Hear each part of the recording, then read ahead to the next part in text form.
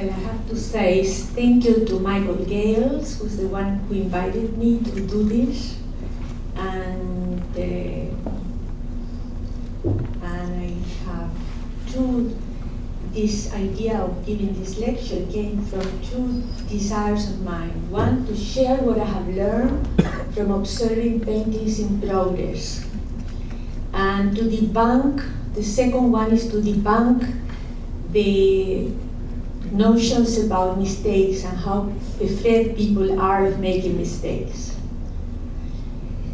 And I have envisioned this evening as a three-part event. One, the first, I'll give you a little bit of biography because people are always asking me how come I can do psychoanalysis and art, and to tell you how I came to do these two things. And then the second part, I'll present a PowerPoint presentation of a paper I gave in Mexico in the International Congress last May. And the third one is a video of a performance that I did in Paris last June, painting with two hands while the model was moving to the notations of Pierre Boulez. So, but the paper I'm presenting now has a long history. I began to trace it back to 1982 when I wrote a first paper on the role of the accident. I was already fascinated. In fact, I started painting and creating accidents to go by because there was no other way to get myself going than creating an accident and then letting the accident take me wherever it wants. So I wrote a paper about that.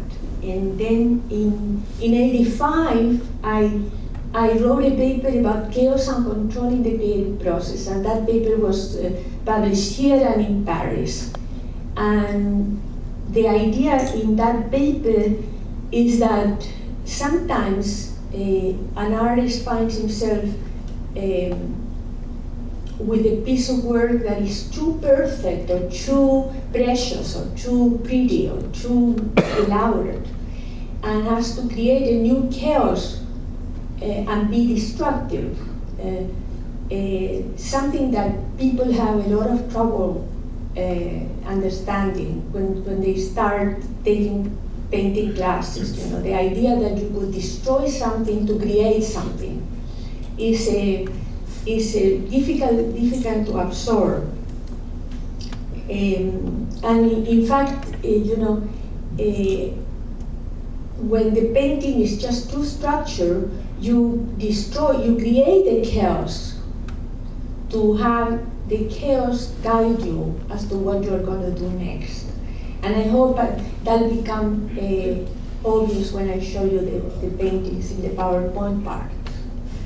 And in 1999, I gave my string of papers about this subject culminated in a paper that I gave at the 41st International Congress of Psychoanalysis, which was held for the first time in Santiago, Chile. And I thought this was to be an anniversary present to my colleagues in Chile, because it was 30 years that I had been away and 30 years that I had been painting. And the paper was called Destructiveness and Reparation in the Creative Process. It had 112 slides, and I traced the evolution of my work. I mean, what changes I noticed in my work after 3 or 4 years, and how I could understand psychoanalytically the evolution of my work. So it was very autobiographical, and then I was invited to give it in Paris and in Zurich. Now, as far as the biography part of the presentation, my first love is really music. It's not painting, it's not psychoanalysis, it's music. And I created and conducted a choir in Santiago when I was 18, and I won a scholarship to go to Israel because of it. And I studied composition with Leon Chidlovsky. You may not know about him, but he's a very well-known Chilean artist residing in Israel now. And he had just come back from Germany from a scholarship with Stockhausen and was starving. He and his wife, the pianist, the German pianist, were starving, and they were teaching me composition. And he said, you have to get a career under your belt there, see, don't suffer the way we are suffering. And that's how I ended up becoming a psychologist, but always with the idea that I would finish psychology and I would go back to music. And then I went to Berkeley in '67 with a Fulbright, and I did research on creativity, and there was an institute there for the study of creativity in Berkeley. And I did, my thesis was the personality correlates of musical preferences. The data for that dissertation I had collected in Santiago. And then a few years later, I ended up transferring to UCLA and doing a clinical training at UCLA, which was atrocious. I hated it. And in one dinner, no, it was really coffee and dessert gathering in the house of one of the professors. He had a fantastic collection. The wife was an artist. He had a fantastic collection of art. And I came upon a lithograph by Di Chirico, the Italian surrealist. And it was a desolate landscape, and I thought, what the hell am I doing with my life? So I asked her if I could come and paint in her studio. I had never had an impulse to paint. Up to that point, everything was music. And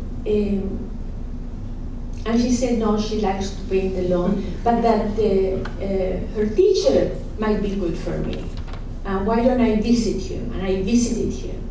And I knew this is the man I want to work with, because I followed him around when he was giving feedback to the various artists in the studio, and it was as if he was saying my thoughts. So I began to go, and that was on Tuesday afternoons. No matter what kind of seminar they had at UCLA in my training, Tuesdays were sacred. I would go to that studio. And he died about 15 years ago, but I had to say that he was very important in my development. He allowed me to develop any way I wanted. And now, in the last 7 years, I am painting in the studio of Tom Woodall. I don't know how many of you know about him, but he's a very good artist. And I sought him out because I love his work, and I wanted him to give me his opinion about my work, and that led to a visit to his studio. And I love the camaraderie with the other artists. He has two large studios. And so Thursday became my sacred day for the studio with Tom Woodall. And that's where I have done the very large paintings that I have been doing the last few years.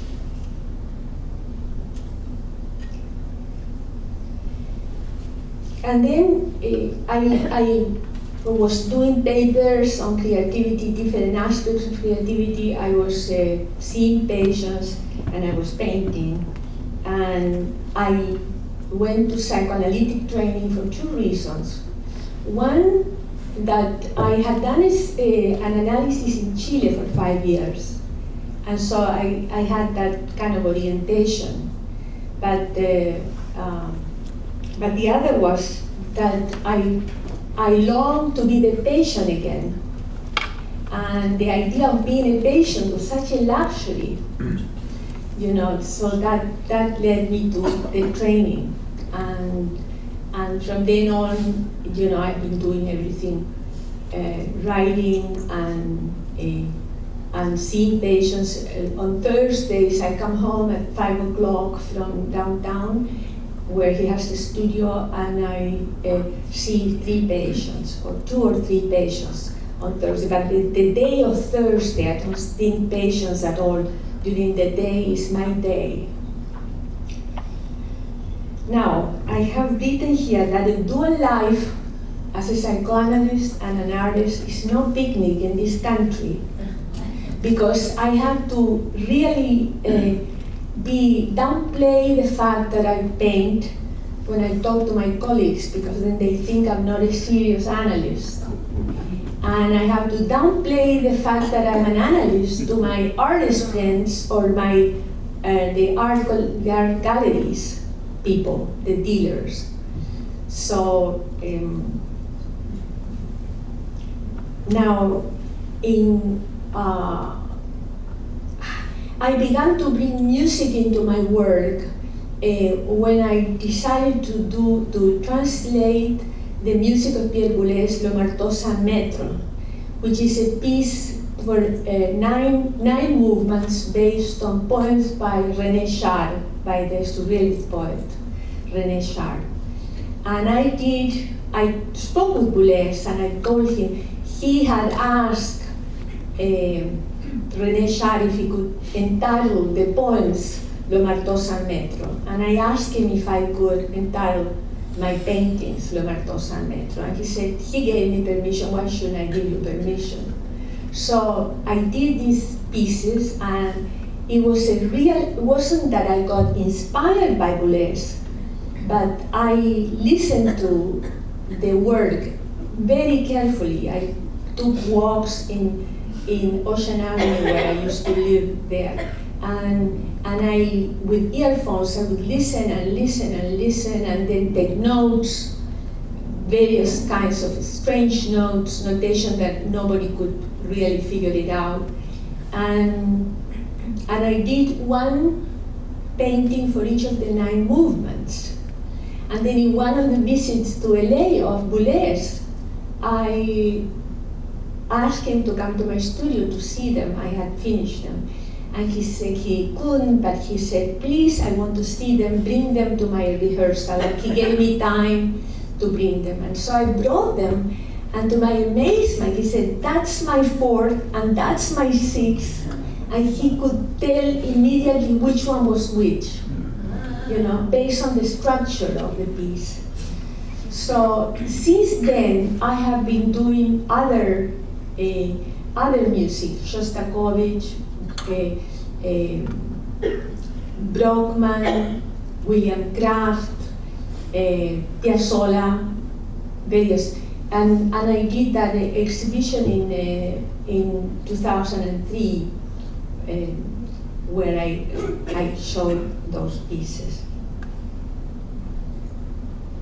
I think I have covered the first part of the biography. I have to show you now the PowerPoint presentation, and I need my friend Henry to help me. Okay.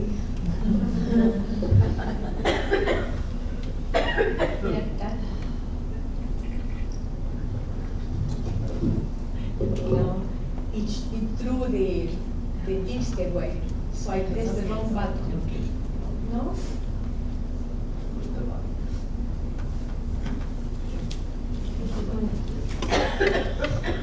Okay. Okay.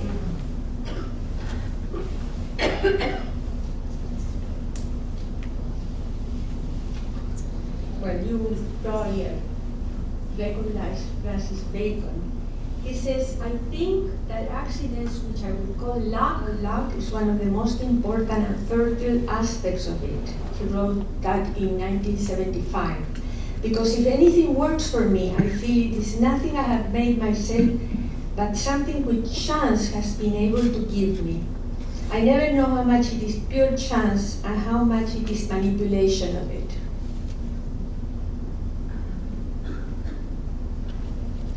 And this is Matisse. Matisse has done something I forgot to mention, that in the last 10 years I've been documenting No, actually it's less, because I started going to Tom Woodall, and he had that large studio, and I began to work very large, which I could do in my studio, but it wasn't that conducive in my studio. So, so I began to take photos of the paintings in progress and learning from the camera. And Matisse did that. And these are the paintings that he did for this piece.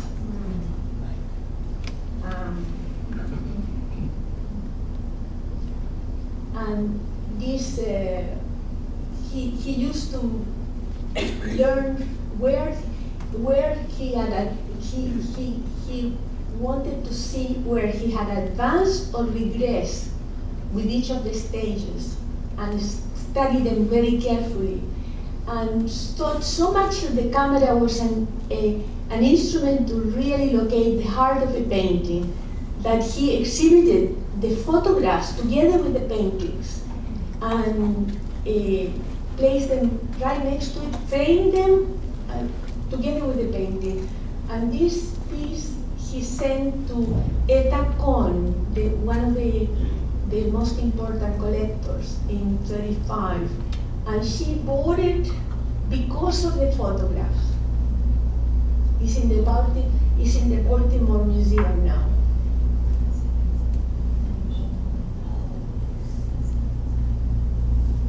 Now this is something that happened to me while trying to document paintings, that sometimes, sorry. You can pick it up. You get up and pick it up. Oh, that's a good idea. Sometimes I was sorry to advance further with the painting. I knew that it wasn't finished, but I was sorry to have to destroy it to continue developing it. So I would keep the photograph of the painting that I was discarding because I was moving it further. And this is the case on these ones. So Door to Becoming, one doesn't exist anymore, but in my website they are the two together. And I want to show you now a little bit of the context of my work. Who are the artists that have really impacted me and influenced me? So this is Kandinsky, who thought that music taught him. All he knew was in painting was because music taught him.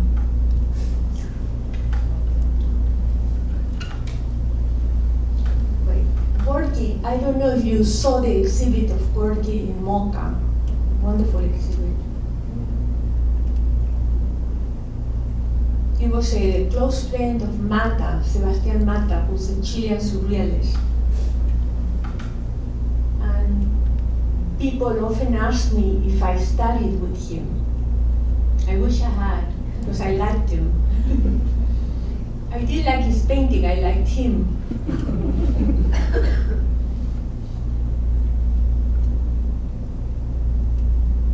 And then the Kooning has been a big influence in my work, and you'll see it then. I'll mention him later when we see the progression.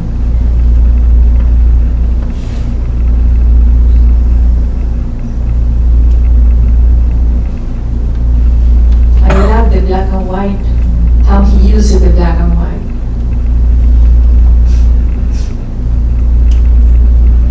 And then Dubuffet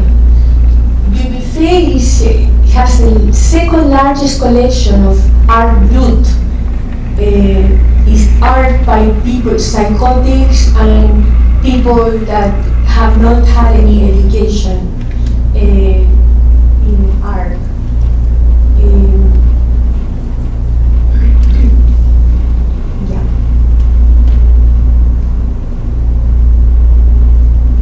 He and I can't remember his name now, but he and his other artists would come the flea markets looking for art by people that didn't have an education and collected this art.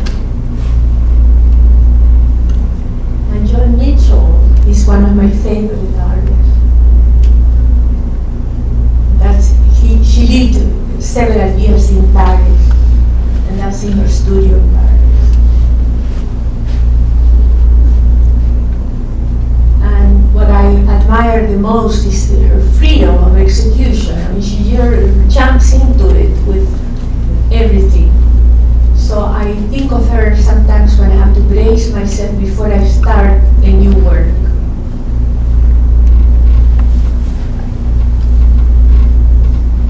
And Frankenthaler was a big influence on me.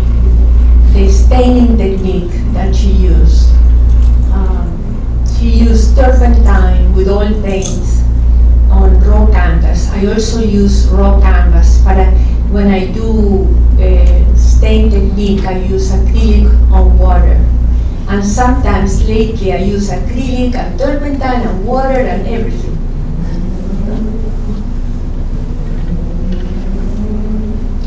This artist is an Argentinian artist who lived in Rio for many years because of political reasons.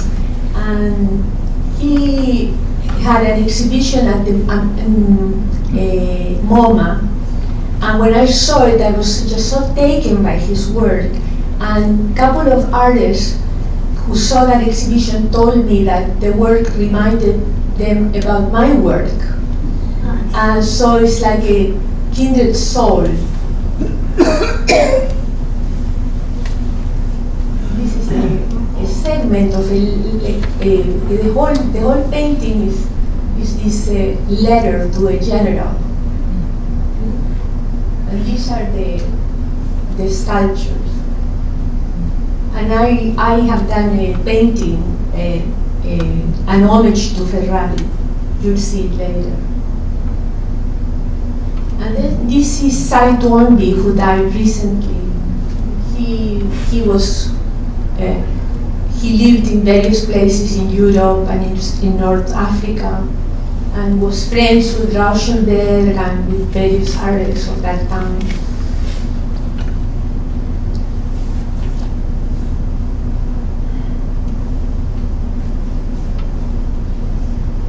The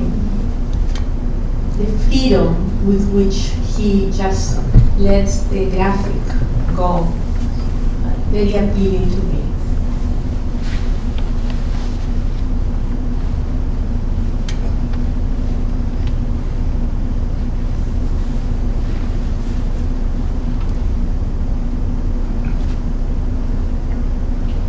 I have done large paintings inspired by this work of his. These are mine. Bricks of radiance. And what is so exciting is to do things that are destructive, and in between something beautiful begins to happen that you didn't intend. So it's like a little ray of sunshine that emerges. You destroy and then it doesn't let you. And this is Ansel Kiefer, who's more romantic.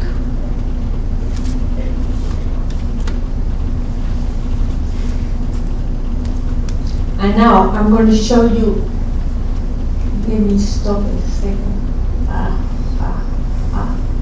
Okay. I'm going to show you now a series of paintings that I have done in the last 4 years. Before I show you the paintings in evolution, okay? So I want to give you like a range of the paintings I have done. These are the first paintings I did at Tombulu. Very different than my other work. My work up to that point, it was very different.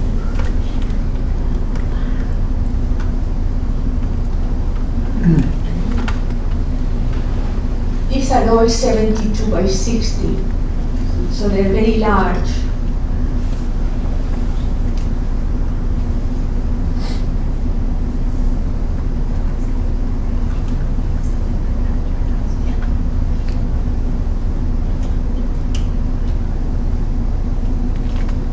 Someone asked me when I gave this presentation last time, how do I get the titles? And you know, I go sometimes for 10 paintings that I do without title, and then I decided it's about time, especially when I am with my assistant who's a stickler in trying to get the measurements, the size and everything to put it in the catalog. And so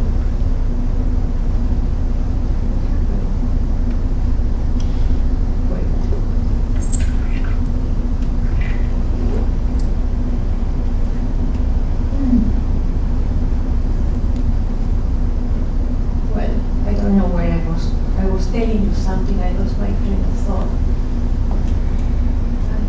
Titles.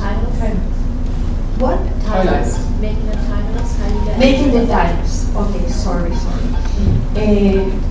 What happened is that I take a book of poetry and I decide.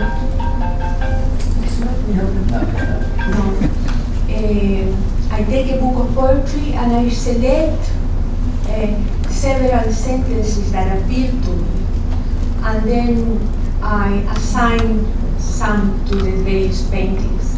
So it's something I do after, much after. I don't title them as I go. I title them every 2 months, every 3 months. I'll begin to title. And then this painting, I'll show you the development of this painting, but the reason why that has that title is that I contacted a gallery in New York who handles Latin American art. Someone had suggested that I should get in touch with them. So I did, and she looked at my website on the phone and said, your painting is amazing, it's beautiful, and it's very strong, but our collectors like only geometric abstraction. So I said, I'll give them geometry, their geometry. When I did this, I sent it to her, I sent an email with it to her, and no answer, typical, no answer.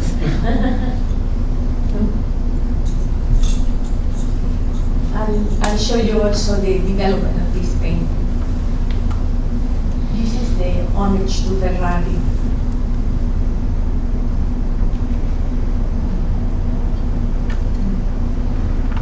And I'll show you the development of this painting also. And those parallel divisions. These are the ones inspired by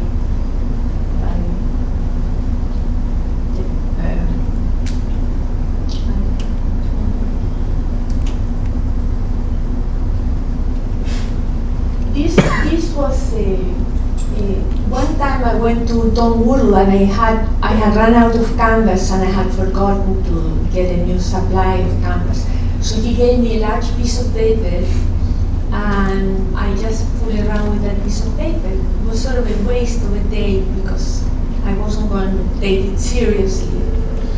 And so the next time when I had the canvas, I cut up the piece of paper that I had been putting around with, and I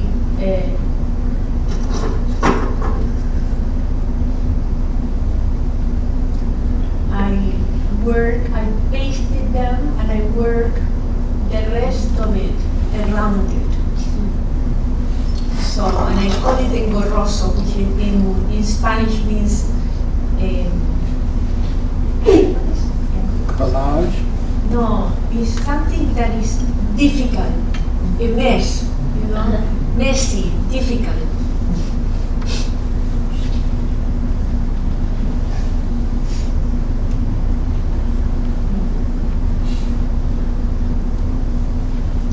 And ni modo is an expression that a Mexican patient I have uses a lot. And when she's talking about this and this and this and this, she said, ni modo. it's like it doesn't even matter, you know. Why am I mentioning this? It doesn't even, I don't even care. Whatever. It's, yeah, the equivalent would be whatever. So that's the spirit with which I did that. And that's a thinner version in Mono 2.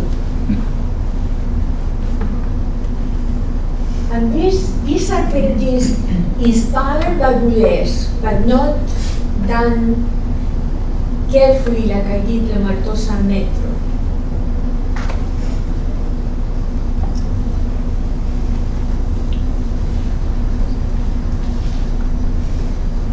And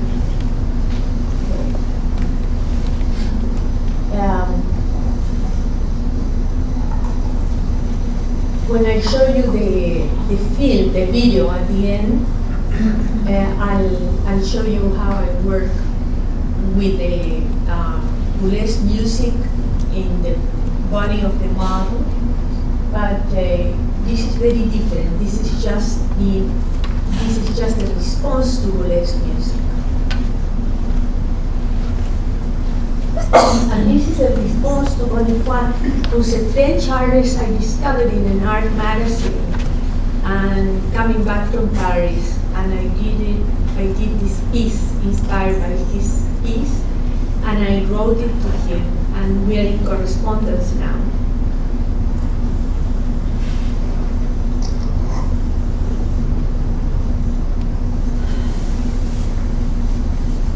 And this is volviendo atrás, which means going backward, because this is doing paintings the way I used to do them years ago. It was like going back.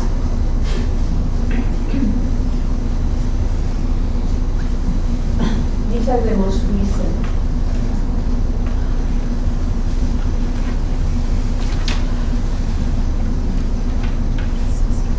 And I have done several of these.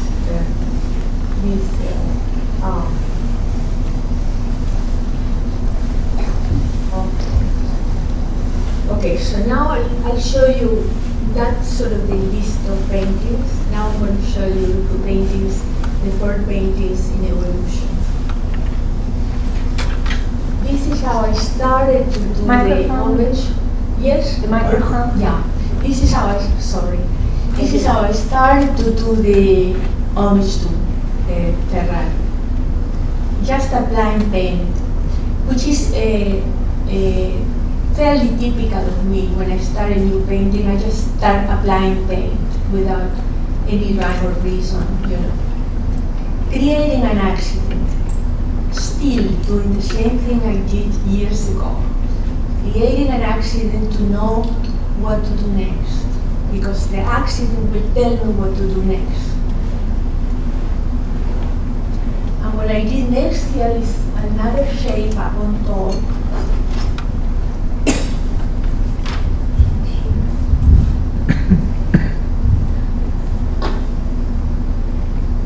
And then I took some oil sticks and began to... So the oil sticks allow me to sort of play around these figures. And it replicates the lines that are so prevalent in his work. Then I turn the canvas upside down, which I often do to see what happens, and continue the work with the lines, trying to create some shapes.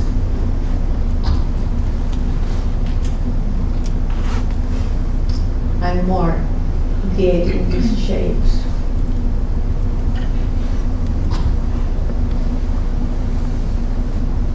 It's getting very full. But when it's full, Tom Woodall says fuller. So he suggested to put more black lines everywhere, which I did there, with sorrow.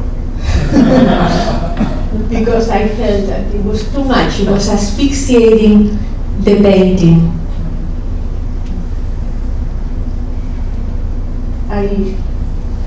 So I started creating, opening the space with this lime green color here and here.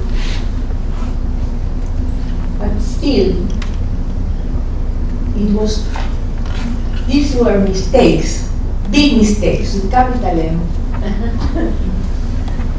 So I decided to do something drastic, and I put this square, this white square,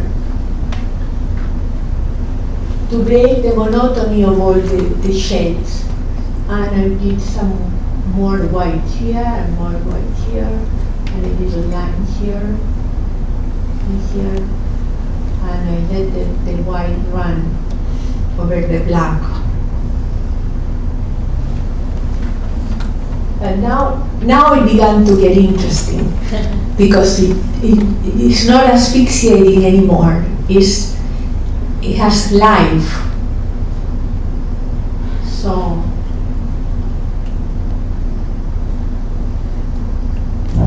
there had been a red shade here that was a mistake, and I painted it black.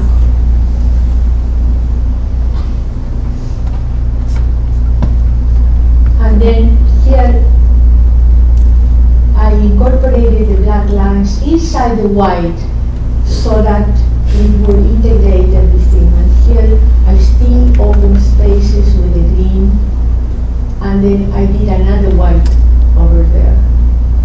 So this is pretty finished. Yeah, and I wanted to show you the size. So this is the size of these paintings.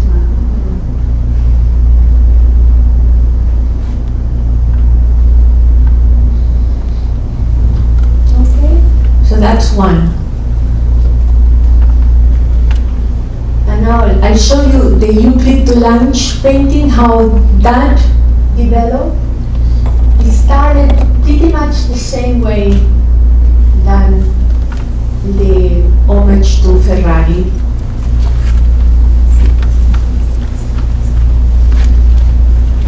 But I let the red run. I love to let the painting run.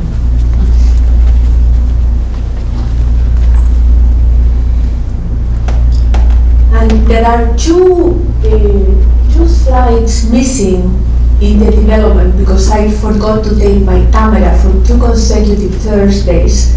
So I'm missing 2 slides here. But I began to do the geometry, as you can tell there.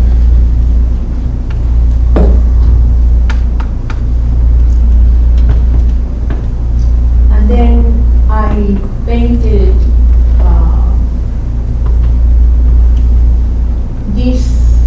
this painting, this so solid, was also considered a mistake. So I filled them out with colors, and I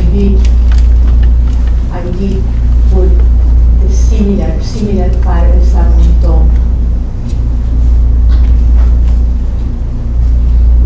And then I did something drastic, covering all the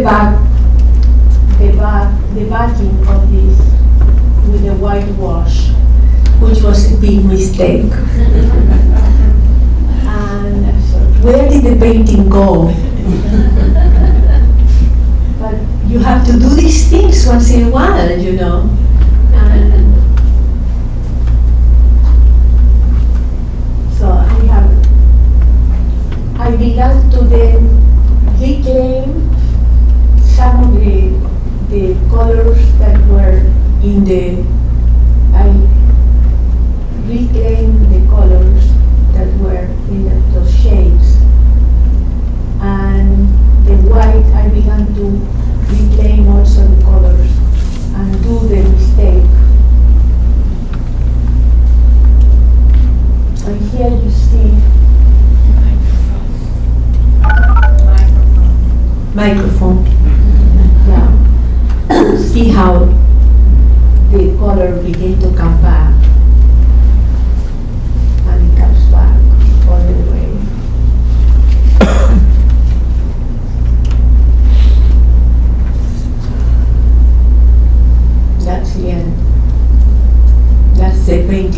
already finished. But you see, I wouldn't have done this if I hadn't gone through the mistakes I went through. Because those were the ones that led me to solutions, and the solutions were great. So that's Euclid to lunch. Then this is a new painting. I began to use a charcoal pen charcoal stick, and I began to draw some lines. You can see the influence of the Kooning here with the black and white. And then fill up some of the shapes that were formed with this green. And then adding some other colors, the brown and the blue and the green. And then I did something naughty. I took a charcoal, a oil stick, white oil stick, and I began to go in and out of all the shapes. And I felt very destructive, but not bad destructive, just naughty. You know, just doing this thing. I like what happened. And then, in the spirit of sobriety, I did a whitewash over to get rid of so many lines. But of course I lost a lot. And I tried to recover. See, I began to recover the shapes, the brown and the white, but it's much more interesting now, much more subtle here. And then here, Tom Woodall suggested that I put these green shades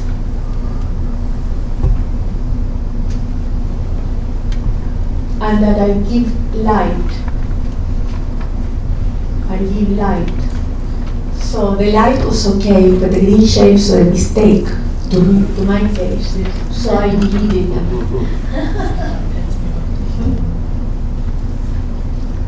And then he gave me another piece of advice. He wasn't in his good day. He has good days, really. He suggested to put a red spot for surprise sake, to break the monotony of the overall painting. And so I did, which I didn't like at all. So I thought the subtlety was going to be lost, and the subtlety is the beauty of it. So I changed the shape of the red spot, because I thought maybe that will change my view, but it didn't. It didn't, so I deleted it also. So I left the white light.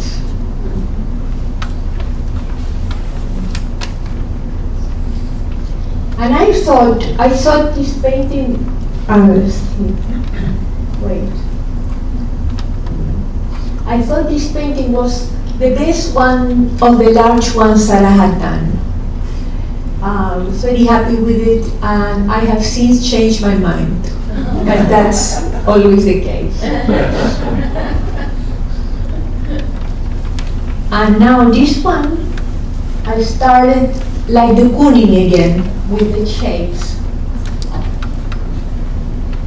And the red that I had deleted came with a vengeance. So that's why I call it Red Revenge. Everywhere. And then I added, actually I should show them separate, but I don't know why it came like that. I began to add yellow and purple, adding more colors.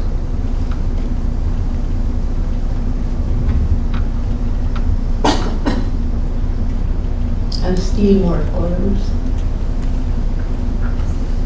And here, I did one of my destructive acts of the whitewash, the white too structured. That was bothering me. It was too structured. So I put this whitewash to begin to break the structure and see what else could happen. My daughter heard me give this presentation and was very upset with the whitewash. She said, she always tells me what to do. So she says, Mom, promise me that you won't use the whitewash for at least 4 months. You'll see what happens.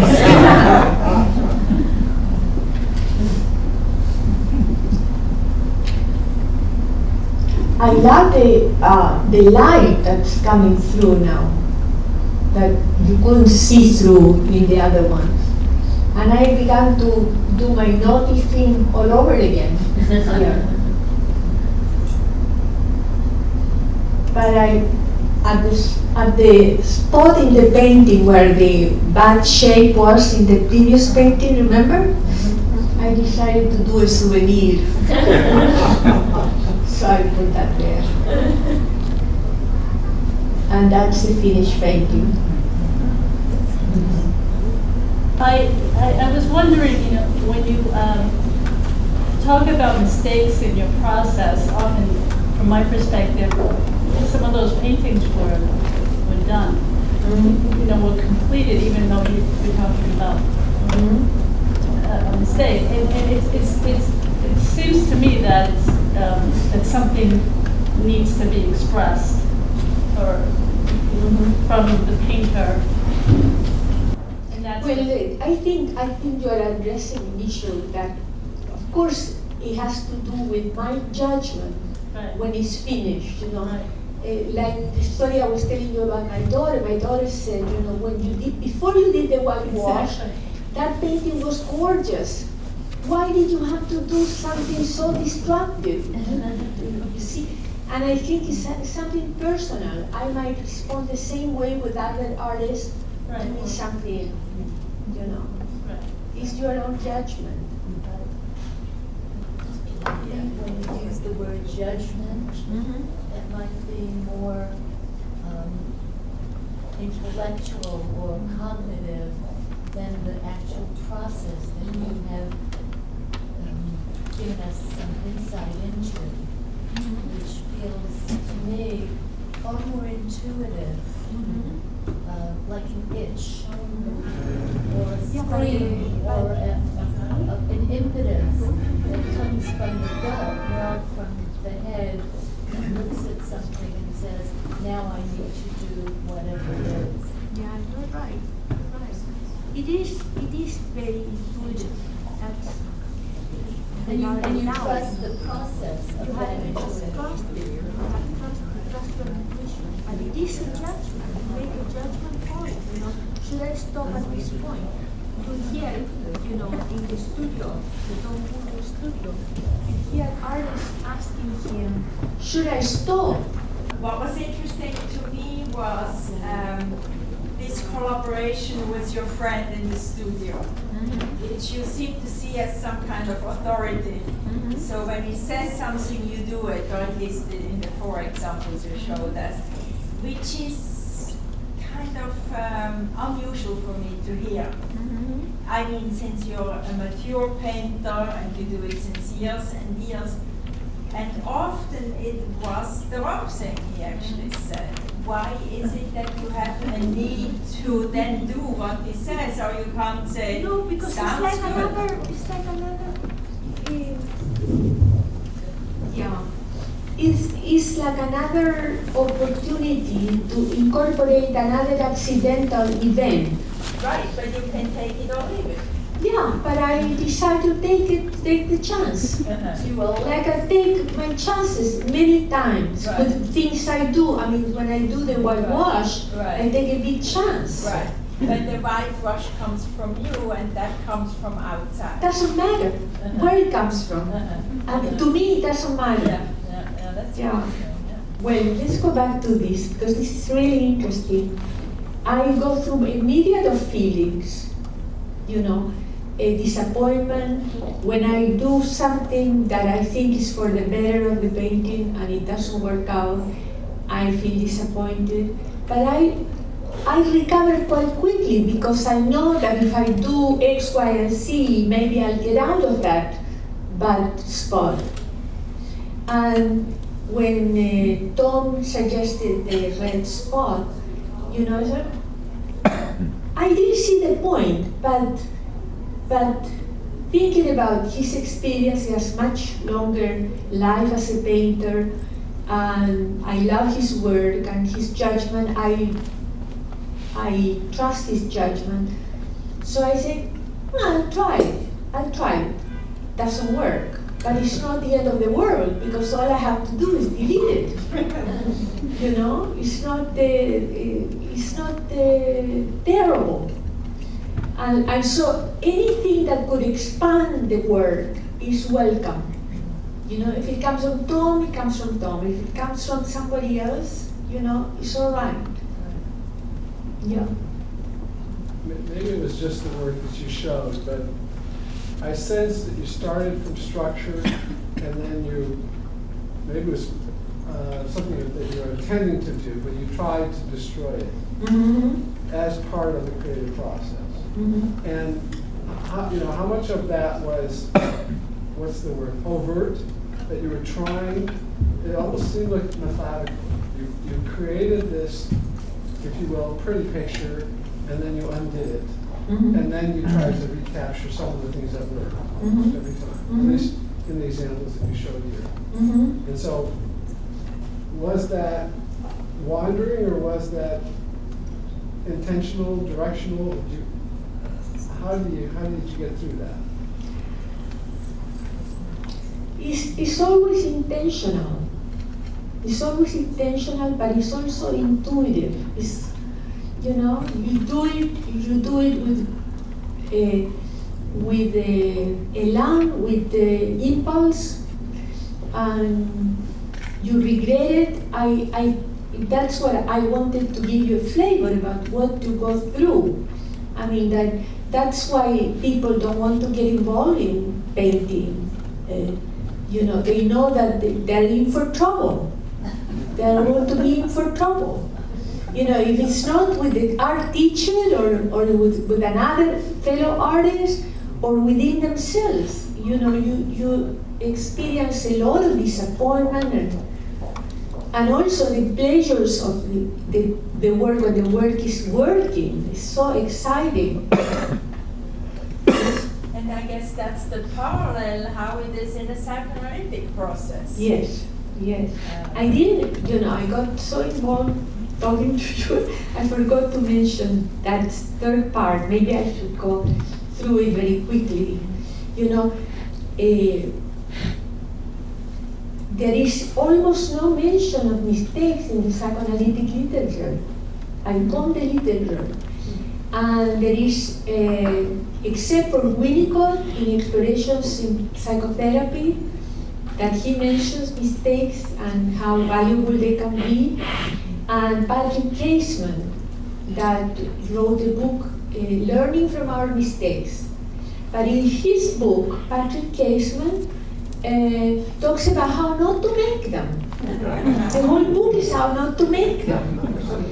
And in one of the chapters, describes a case of an analysand who came back for the second analysis 4 years later, and he was so intent in being a good analyst to be able to do well by this patient the second time around, that he made one big mistake after another. He confused him with another patient in the waiting room. He did one mistake after another.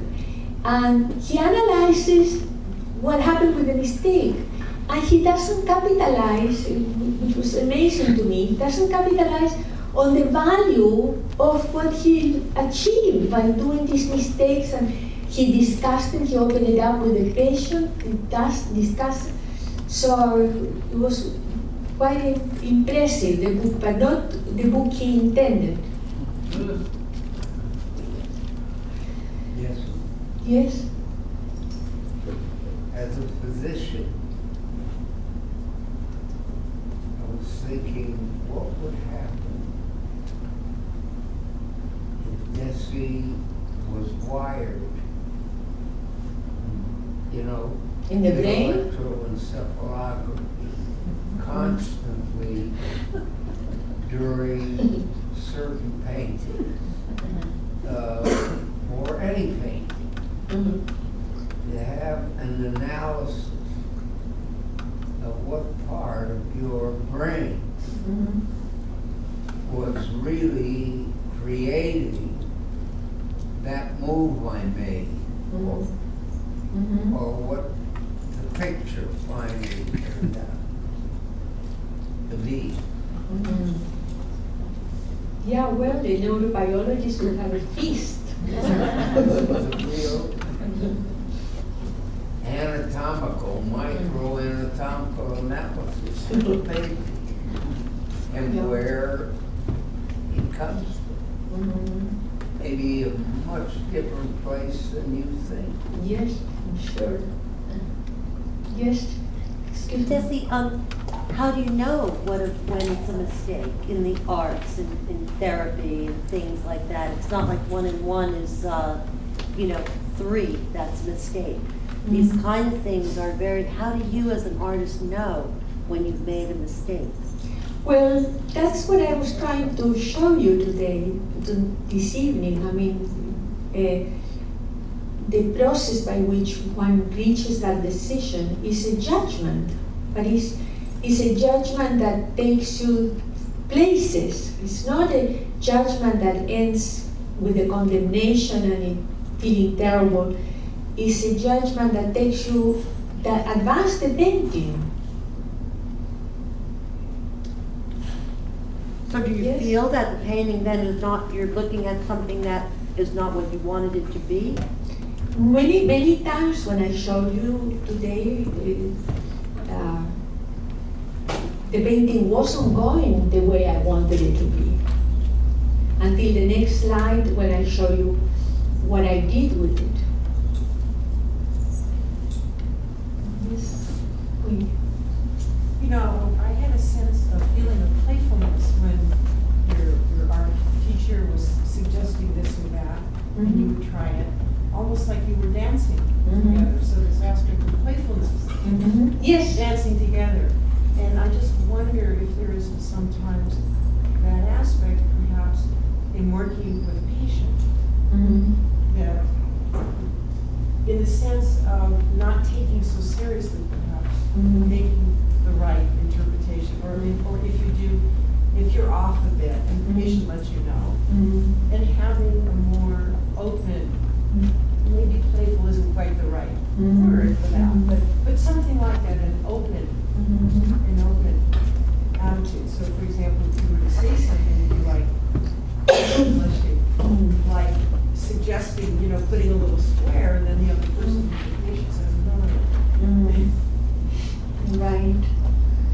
Well, I often would like to share, with somebody, to share what I go through because it's so fantastic.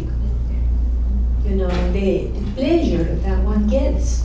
I mean, I show you the troubles that one gets into, but I didn't tell you much about the pleasures. Perhaps not. Maybe that was the pleasure. Huh? Maybe that was the pleasure. Yes. Well, it came through, obviously. Yes. Yes, I hope it does. Absolutely. Yes.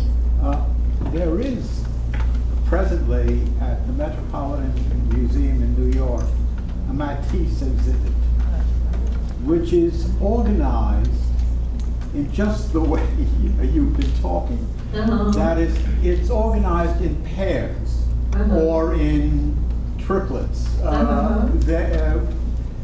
The same painting at different stages. Stages. But he kept, there are 2 or 3 separate canvases.